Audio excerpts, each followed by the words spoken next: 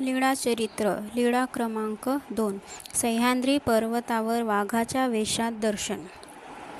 परमेश्वराला जीव उद्धरण्याची प्रवृत्ती झाली. फलटण येथे जनक आणि जनकाईचा या कराळे ब्राह्मण दाम्पत्याच्या पोटी अवतार स्वीकारला. श्री चांगदेव राऊळ नावाचा स्वीकार केला. फलटण येथे बराच काळ वास्तव्य म्हणजेच राज्य केले. त्या वास्तव्यात ते लघु उद्योग करीत असत. श्री चांगदेव राऊळांचा आजन्म ब्रह्मचर्येचा निग्रह. आई वडिलांच्या आग्रहास्तव विवाह स्वीकारला. काही दिवसात आईवडील निर्वतले. आईवडिलांच्या श्राद्धाचा दिवस होता. ब्राह्मणांना निमंत्रण दिले. गावभोजन निमंत्रण दिले.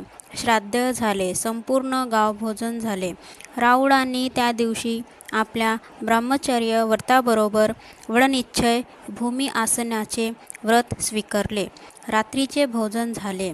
भूमीवर शयनस्थ झाले. त्या दिवशी त्यांची पत्नी रजस्वला काळातून मुक्त झाली होती. रात्री पान विडा घेऊन श्री चांगदेव राऊळांच्या शयनावर आली. विडा दिला आणि समागमनाची इच्छा प्रकट केली. परंतु आजन्म ब्रह्मचर्य व्रतस्थ राऊळांनी पत्नीला इच्छा अमान्य केली. तिने फार आग्रह धरला. आपण माझ्याशी समागम नाही केला तर आपल्या घराण्याची वंशवेल वाढेल कशी?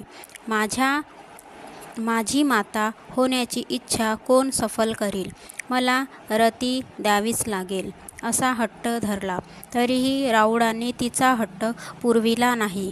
पत्नीचा आग्रही दृढनिश्चय ओळखून तिला स्वरूपदर्शन भासमान स्थिती देऊन शांत केले. गृहस्थ धर्माचा त्याग करण्याचे योजिले. मग काही दिवसांनी कार्तिक पौर्णिमेच्या निमित्ताने मातापुराला ग्रामस्थांचा मेळा निघाला. त्यांचे निमित्त साधून राऊळ मेळ्याबरोबर सामील होऊन मातापुराला निघाले. मजल दर मजल करीत वाटेत एक मुक्कामाच्या ठिकाणी सर्वांनी मात्रास्नान विधियुक्त स्नान केले. राऊळांनीही स्नान केले. मग सर्व लोक पर्वत चढू लागले.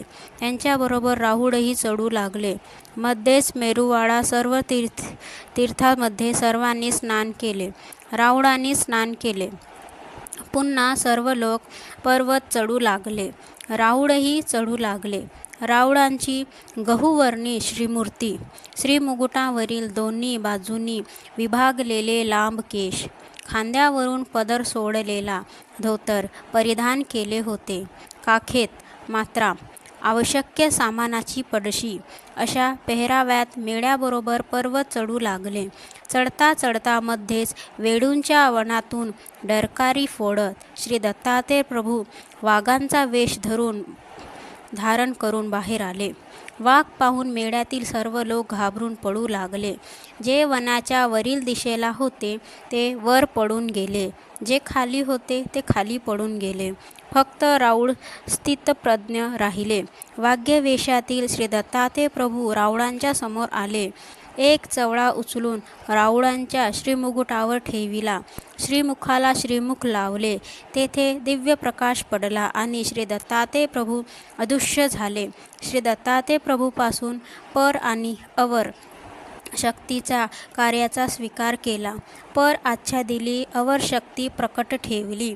मग श्री चांगदेव राऊळ गावात जात करतळावर भिक्षा घेऊन मेरुवाडा तटावर भोजन करीत. मग देवदेश्वर येथे विश्राम करीत. अशा प्रकारे दिनचर्या करीत अनेक दिवस श्री चांगदेव राऊळांनी मातापुरी क्रीडा केल्या. मग वैशाख महिन्यात द्वारावतीला तीर्थयात्रेकरूंच्या मेळ्याबरोबर प्रयाण केले. तेथेच मुक्काम केला. दंडवत प्रणाम.